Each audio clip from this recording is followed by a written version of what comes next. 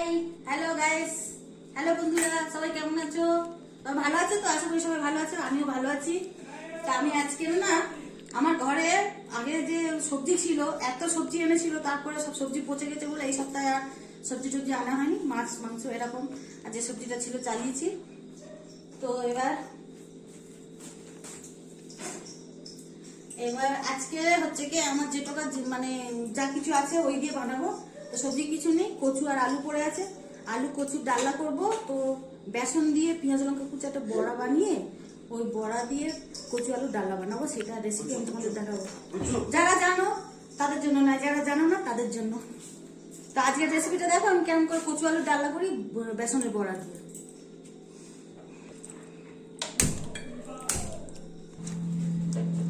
তো এইটা এখন বন্ধ থাকবে, এটা স্টার্ট করি।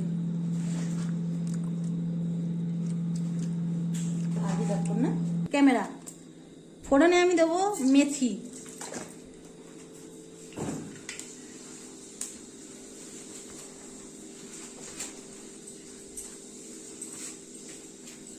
দুটো তেজপাতা,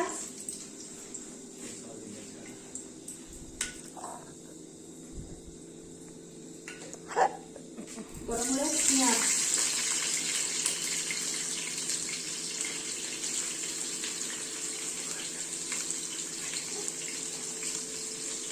চারটে কাঁচা লঙ্কা,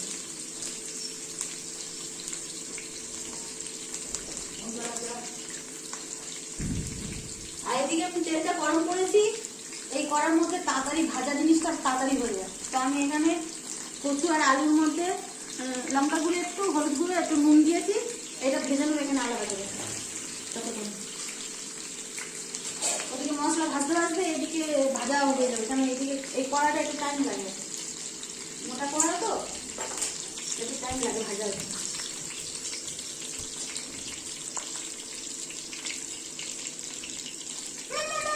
কি করছো? যাও যাও নিয়ে যাও। আদা আর রসুন বাটাটা দিয়ে দিলাম, একটুখানি নুন দেবো, নাহলে এটা ছিজড়ে।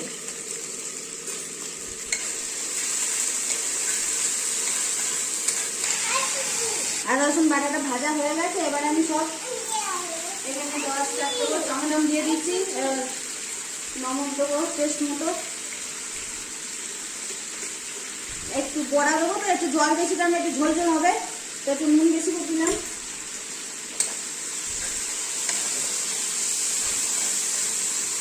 এখানে নুন আর চিনিটা দিয়ে দিয়েছি।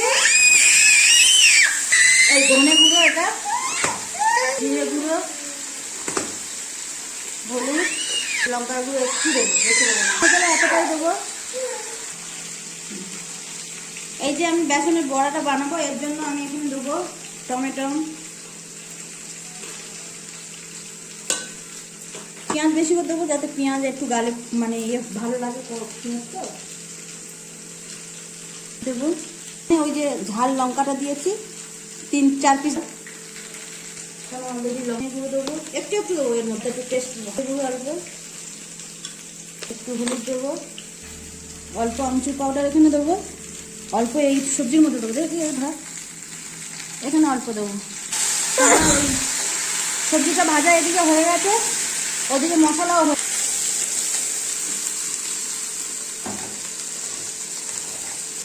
এদিকে বড়া ভাজার জন্য এখানে আমি তেল দিয়ে দিলাম। ততক্ষণ তেলটা গরম হোক। এদিকে দেখো আমার এদিকে রেডি হয়ে গেছে মশলা। এটা আমি জল দিয়ে এবার বসিয়ে দেবো। কচু আলু তো, এর মধ্যে গরম জল দিতে লাগবে, ঠান্ডা জল দিয়ে করা যাবে না, তাহলে হয় কচুটা সিদ্ধ হবে না। সবজিতে জল দিয়ে দিয়েছি, এখন আমি সবজিটা চাপা দেবো, আর এরপরে আমি এটা মাখাবো। আর এদিকে তেল আমার গরম হয়ে এসছে, এটা আমি মাখাবো এখন। এখানে এই পেঁয়াজ ভাই এখন মশলা সবজি। তো এখানে আমি ছোট ছোট করে বড়া বানিয়ে নেবো। তেলটা আমার অনেক হিট হয়ে যাচ্ছে।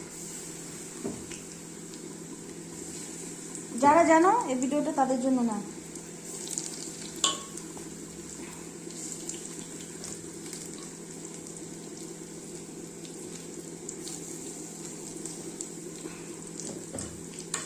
যখন বাড়িতে কিছু না থাকে তখন এইরকম ভাবে সবজি বানালে বাচ্চা বড় সবাই চেটে মুচে খাবে। রান্না করছি, গলা শুকিয়ে যাচ্ছে, একটু নিচের জল খেয়ে নিই। এটা আলু কচু সব, আমার আলু আর কচু সব হাফ হাফ সিদ্ধ হয়ে গেছে, আর জল এতটা আছে দেখতে পাচ্ছ বন্ধুরা। তো আমি এই সব বড়াগুলো এর মধ্যে দিয়ে দেবো, ভাজাগুলো। তো এইগুলো সব এই রসটা টেনে নেবে, পুরো রসটা টেনে নেবে যতক্ষণ এই আলুটা পুরো বয়েল হবে, এর মধ্যে একটু রস ঢুকবে। আমি এবার হালকা গ্যাসে এটা বসিয়ে রাখবো যতক্ষণ না এটা পুরো মানে এর ভিতরে রসটা ঢুকছে আর আলুটা পুরো বয়েল হয়ে যাচ্ছে।